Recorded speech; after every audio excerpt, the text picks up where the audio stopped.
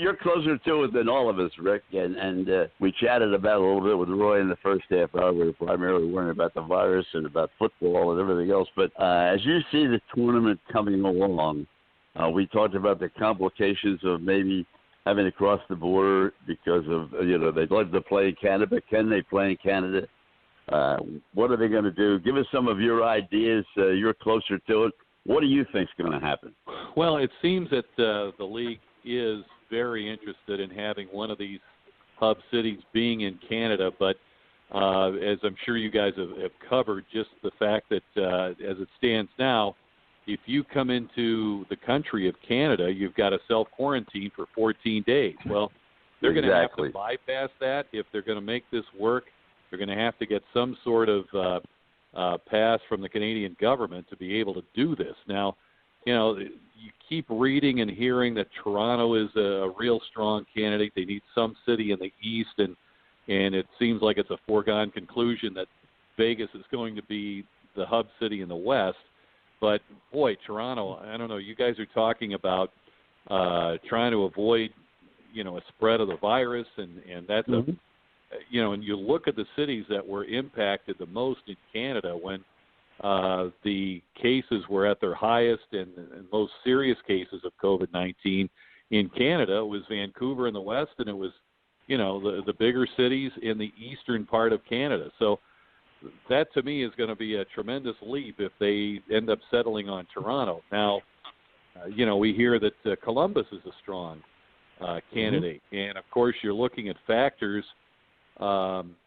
like, okay, how the hotels stack up to be able to accommodate 50 people per team and then 12 teams in your city at one time.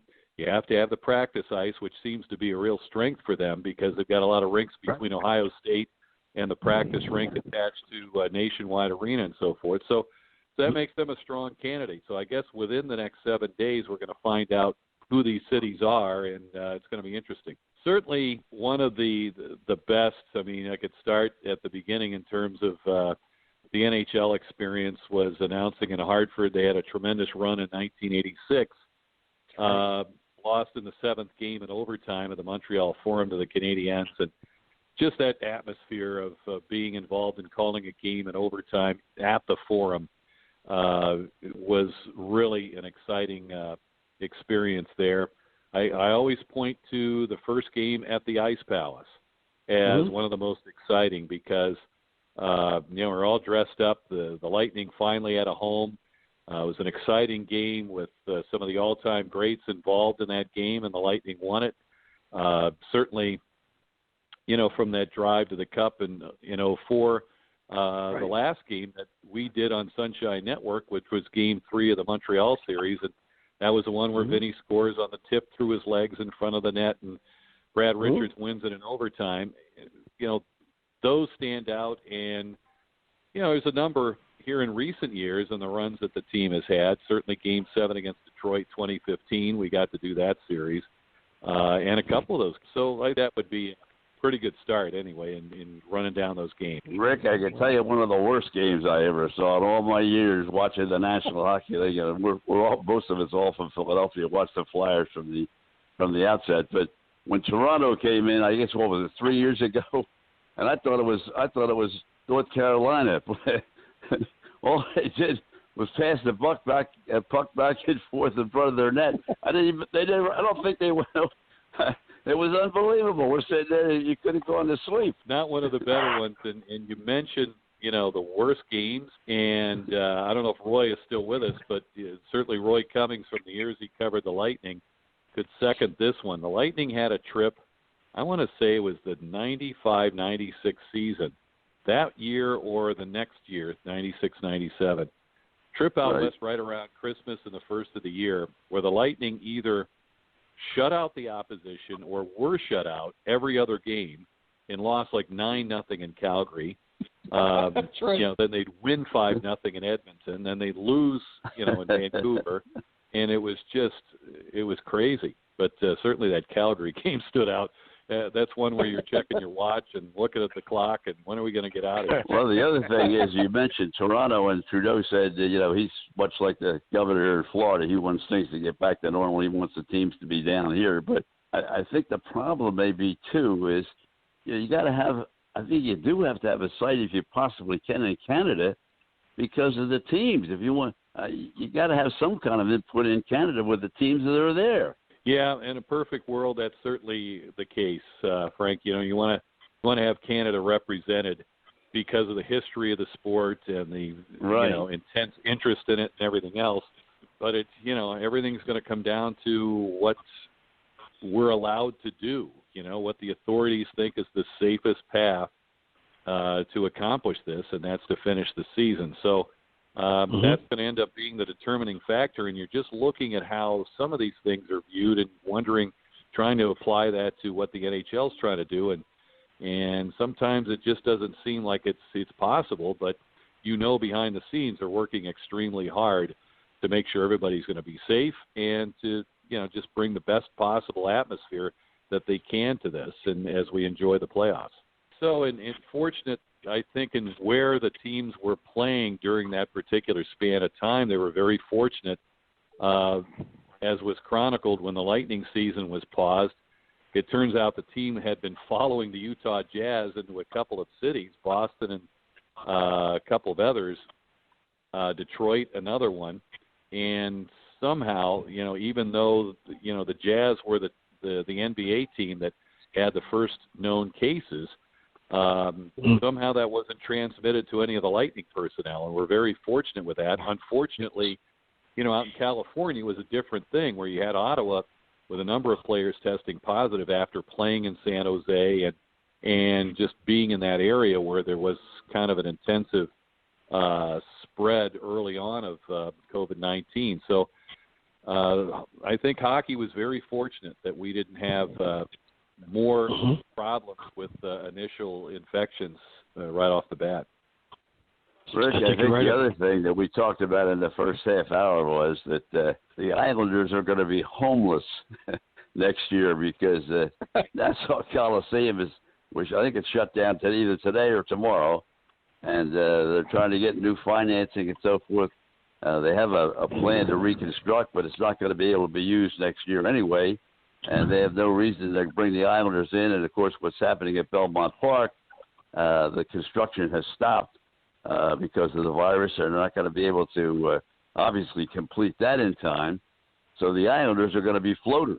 Yeah, it was very sad to see that happen, to where the Coliseum was shutting down. And, gee, as this happens, obviously, the Islanders for now are going to be playing in a hub city, and it's not going to be impacted, as far as this year is concerned. But, next year, whenever it gets started, is it going to be in December? Is it going to be as late as January 1, as Gary Bettman said would be possible with the Winter Classic? If they had to wait that long, he says they could. You just hope that something can be worked out in terms of, as you point out, Frank, the financing end of things between now and then that could allow them to continue, because obviously playing out of Barclays Center just was not a workable situation. If it's got to be their home until the Belmont Arena is ready, then so be it. But certainly if there's a way to get Nassau Coliseum going again, that would be the way to go if they could. Yeah, I mean, there's just so much that, in terms of the path that we're ready to travel that has been, just we haven't encountered anything like this, nothing similar to it, that you get to the end of this, and if there are no fans allowed to be in the arena, it's going to be amazing to just witness this. And, for whoever wins it, and like you, Tommy, we're hoping it's the Lightning, that there's some celebratory parade or party or something. But how do you put that on, if we're still somewhat on lockdown or still certainly social distancing to any degree? That's going to be one of the strangest celebrations in the history of sports, that's for sure. I actually got interested in it probably late in my grade school years, like any kid at that age, you have dreams of being able to play sports. But those ended pretty much in my second year of high school when I was cut for the basketball team. But we had kind of a pseudo broadcast situation there at the school, and I was able to partake in that and get my first taste of doing play-by-play of basketball and football. Went on to Kent State University, and in the meantime, I'd become a big hockey fan, big Bruins fan. They had won the Cup in 1970 with Phil and Bobby and all those guys, and so I really became an ardent hockey fan and gravitated toward the club hockey team at Kent State, which had its own broadcast setup. We even had games on cable TV, and this is 1973. Wow. Just locally on local access. But what experience that was. And so I decided pretty much to point into the direction of pro hockey from there, and got out of Kent State. There was an opportunity in Rochester, New York in the American Hockey League, which, already was a pretty storied franchise from its heydays in the 1960s with people like Jerry Cheevers, who would, later on become my broadcast partner. What a thrill that was. But Al Arbor and some of the greats of the game. Don Cherry played in Rochester. He's a legend there on some championship teams. And so to go to a sports-rich city like Rochester was a great start for me. So we really didn't have much in the way of youth hockey in our area, and I really didn't know anybody. I knew a couple of people in high school who played, but they'd have to travel like 20, 25 miles to play in a rink until they finally built a rink in the area where I lived. But I really didn't pay much attention to hockey until I was almost through high school. Yeah, it was a tremendous group, a special group of people. Through Jerry and the 9 years we worked together on Whaler telecasts, I got to meet most of the guys on that 1970 team, and great guys, fantastic stories. Most of which you could tell on the air, and some you couldn't. But they were a gas-out game, right? They just had a lot of fun together, and won a lot of hockey games. And they were a spectacular team. It was a lot of fun to get to know a few of those people. That's a uniform answer. Some we can tell and some we can't tell, no matter what sport it is. Who in your mind has the most pressure? Cooper himself or the team itself going into this championship round robin trying to get to the Stanley Cup after what happened last year? I think it's a team-wide thing more than just on Cooper. I think he's very solid in terms of his relationship with Julian Brisebois, the general manager, and all the way up the chain of command to Mr. Vinnick as the owner. And, he's accomplished a lot in his years here, and I think it's a team-wide situation where, this – in one way, you don't want to get too excited about it because there's a lot of things that have to happen. A lot of winning has to be done between now and when somebody's carrying around that Stanley Cup. But having Stamkos back to 100%, Jan Ruda was playing great before he got hurt. McDonough, Hedman, all banged up. The new guys, Goodrow and Coleman especially, and Bogosian as well, fitting in. You're pretty much at all even ground with all the other teams now because everyone's starting from scratch again. Everyone's going to be healthy. But you look at the depth of this team, what Brisebois was able to do in terms of bringing in role guys to help in certain areas where they were weak. I mean, they've got so much skill on this team from the goal on out. Skill is never a problem for the Tampa Bay Lightning, but adding grit, adding, key penalty killers and matchup guys, they've got a real solid lineup from top to bottom. So now they've got a chance to be fully healthy and start from scratch and hopefully take the bull by the horns. It's going to be interesting with the Lightning among those four teams just playing a round robin. There's not a whole lot on the line as far as those games, as opposed to playing a team that emerges from a best-of-5 series where you're fighting for your life. But then again, it's not much different than a top seed under normal circumstances facing a team that had to go 10-1 just to get into the playoffs, finishing up the regular season. It's kind of the same deal. So we'll see how it plays out. We're just still waiting to find out exactly what we're going to be able to do in terms of covering these games from a regional sports network standpoint with Fox Sports Sun. I think probably a lot of people with NBC and Sportsnet in Canada are waiting to find out how it's going to go in terms of, calling games off a monitor, who gets to do what games, how those games are going to be produced. I think there's a lot of new ideas they're tossing around here to try to personalize the players a little bit if they can and make up for the fact that there are no fans in the building and the crowd noise is not going to be there. So it'll be interesting to see how these broadcasts develop, for the creativity involved with it.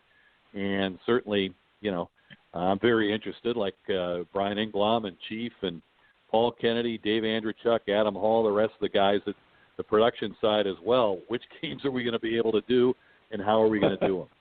Yeah, think about it, Rick. Your voice is going to be well rested. No question about that. Outside of yelling 4 on the golf course, it hasn't really gotten much of a workout straight. But thanks for having me on, and guys, enjoyed it. Take care.